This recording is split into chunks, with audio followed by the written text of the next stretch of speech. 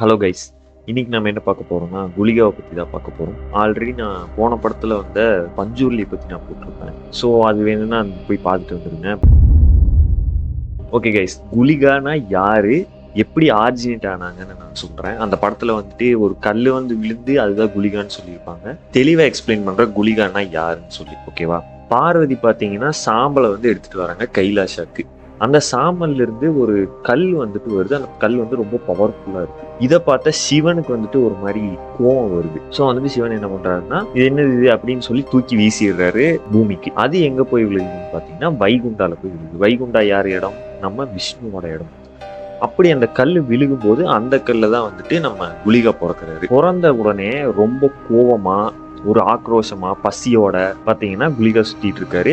அந்த இருக்க நேச்சர்ஸ், அந்த வைகுண்டால இருக்க இடத்த பூரா அப்படியே அடிச்சு நொறுக்கிறாரு, எதேதோ பண்றாரு. இதை பார்த்த விஷ்ணுக்கு செம கோவம் வந்துருது. விஷ்ணு போயிட்டு ஒரு சாபம் விடுறாரு. என்னன்னா, நீ நிலவுல பாம்போட வயிற்றுல தான் பிறக்கணும் அப்படிங்கிற மாதிரி சாபம் விட்டுருந்தாரு. நிலவுல பாம்புன்னு எனக்கு எக்ஸாக்டா என்னன்னு தெரியல. ஸோ நான் ஸ்கிரீனிங் பண்றேன். அண்ட் இவரு பாத்தீங்கன்னா அப்படிதான் பிறக்கிறாரு. அந்த நிலவுல பாம்போட வயிற்றை கிழிச்சிட்டு பாத்தீங்கன்னா நம்ம குலிகா வெளியே வர்றாரு. பட் இந்த டைம் பாத்தீங்கன்னா முதல்ல இருந்ததை விட ரொம்ப ஆக்ரோஷமா இருக்காரு.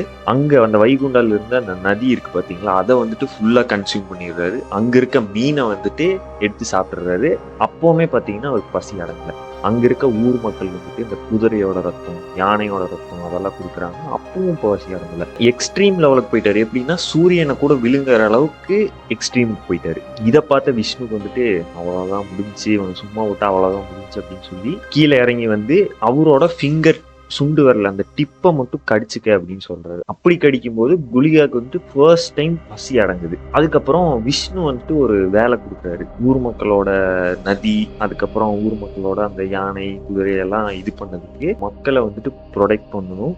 அதே மாதிரி இந்த இடத்த பாதுகாக்கணும், யார் கைக்கும் போகாத மாதிரி இந்த இடத்த பாதுகாக்கணுங்கிற மாதிரி கொடுத்துட்றாங்க. இப்போ குலிகாவுக்கும் பஞ்சுர்லிக்கும் அந்த வேலை பார்த்தீங்கன்னா ஒரே மாதிரி தான். ஆனா என்ன டிஃபரன்ஸ், பஞ்சுர்லிக்கும் குலிகாவுக்கும் என்ன டிஃபரன்ஸ்னா, பஞ்சுர்லி இப்போ ஒருத்தன் தப்பு பண்றான்னா வான் பண்ணுவாங்க. ஆனா குலிகா அப்படி கிடையாது. நீ ஒரு தப்பு பண்ணிட்ட அப்படின்னு தெரிஞ்சிருச்சு, குலிகாவுக்கு தெரிஞ்சிருச்சுன்னா நீ முடிஞ்ச, அவ்வளவுதான்.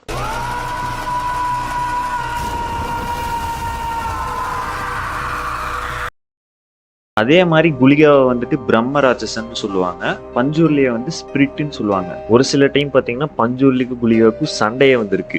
அதை நம்ம லார்ட் சிவா பிரிச்சு வச்சிருப்பாரு. பிரிச்சு வச்சு நீ இந்த இடத்துல இரு, நீ இந்த இடத்துல இருங்கிற மாதிரி பிரிச்சு வச்சிருப்பாரு.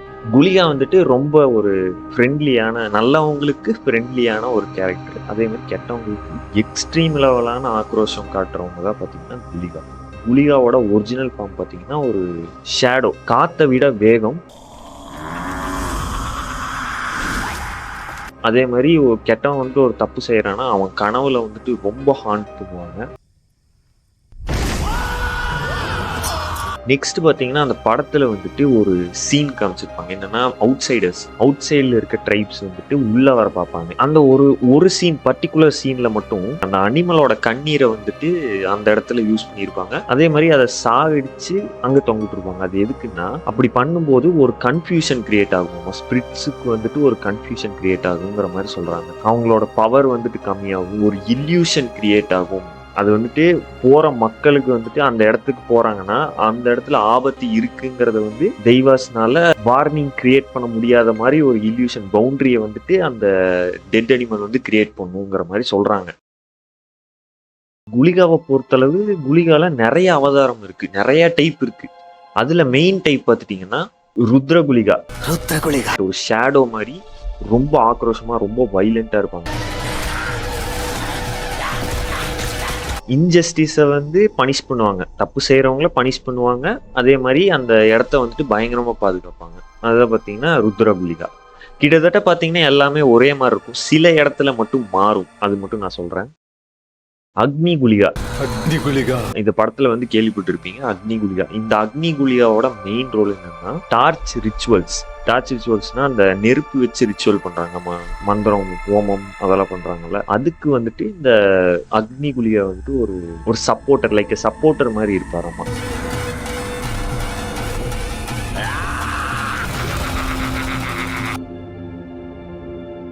காதலே குளிகா அப்படின்னா லார்ட் ஆஃப் டார்க்னஸ் சொல்றாங்க. ஒரு மிஸ்ட்ரியா ஒரு ஹிடன் ஆஸ்பெக்ட்ல அது ஒரு ஸ்பிரிட் அப்படின்னு சொல்றாங்க. நிதார குளிகா பிளட் ரிச்சுவல் பண்றதுக்கெல்லாம் வந்துட்டு ஒரு அசோசியேட் மாதிரி சப்போர்ட் பண்றது. ஒரு பலி கொடுக்குறாங்க பத்தியா, பிளட் ரிச்சுவல்ஸ் கொடுக்குறாங்கல்ல, அவன் அதுக்கு வந்துட்டு இந்த நிதார குளிகா வந்துட்டு வருவாரு அப்படிங்கிற மாதிரி சொல்றாங்க. ராஜகுலிகா, ராஜகுலிகான பேர்லயே உங்களுக்கு புரியும்னு நினைக்கிறேன். லைக் ஒரு ஜஸ்டிஸ் நான் தான் கொடுப்பேன், ஒரு ராயல் ஜஸ்டிஸை கொடுக்குற மாதிரியும் ஒரு ஜட்ஜ் மாதிரின்னு வச்சுக்கோங்களேன்.